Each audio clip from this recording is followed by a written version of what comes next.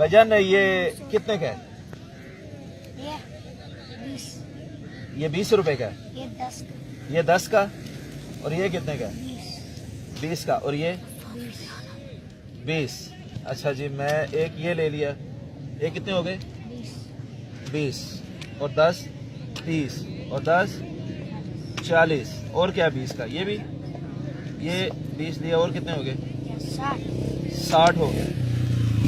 और ये 10 का 70 हो गया। और ये 80 हो गया। और ये 90 100 पूरा हो गया। ये लो जी 100। अच्छा, ये कोई पब्लिसिटी स्टंट नहीं है। मैं कोई बच्चे को 100 रुपया देकर आप लोगों को कुछ नहीं दिखाना चाहता। मेरे उस्ताद कहते हैं बाज़ औक़ात गैर जरूरी तौर पर हमें चीज खरीद लेनी चाहिए, मदद की नीयत।